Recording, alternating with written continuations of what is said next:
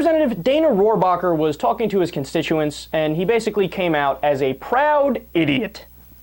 Listen to him talk about global warming.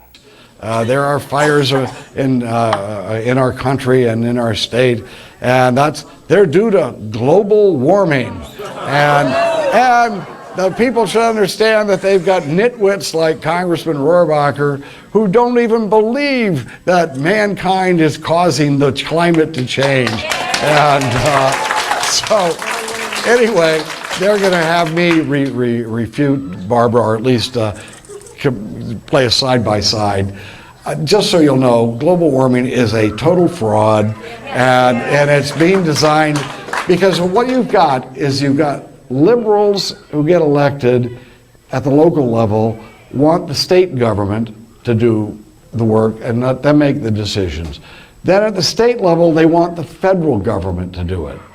And at the federal government, they want to create global government to control all of our lives. That's what their game plan is. It's step by step by step, more and bigger control over our lives by higher levels of government. Yeah, the ice caps on Jupiter's moons and Mars are following the same trend line as ours. So does that indicate that it's our human activity that's creating a global change in the climate? Or does it indicate there is something that affects Mars and the Earth? It's called the sun. When you have the government making policy by having the scientists get government grants for their science, you're going to be in real trouble.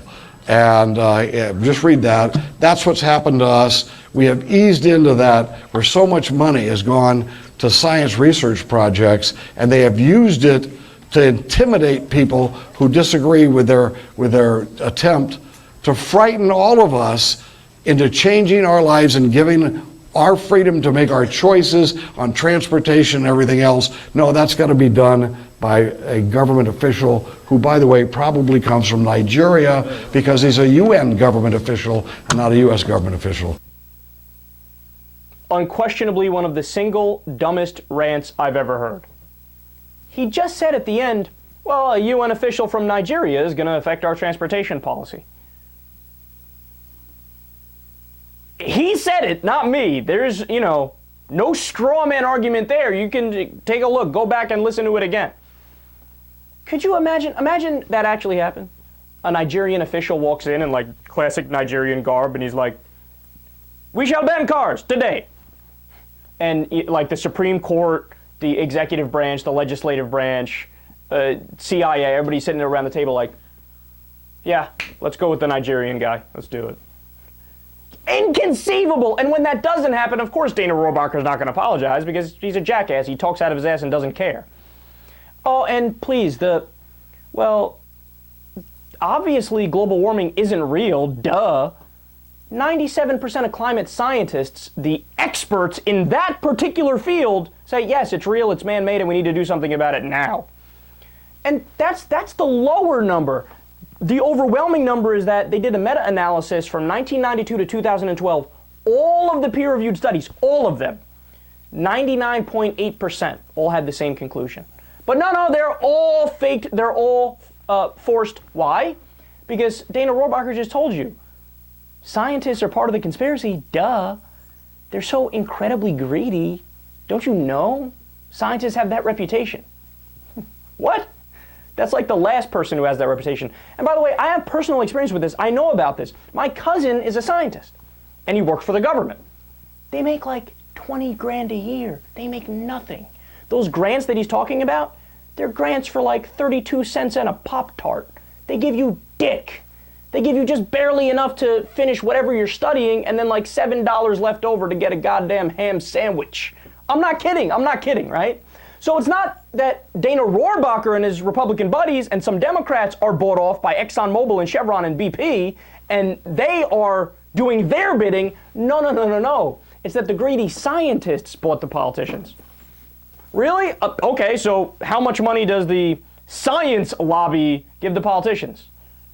Zero, nothing. That doesn't exist. There's no science lobby.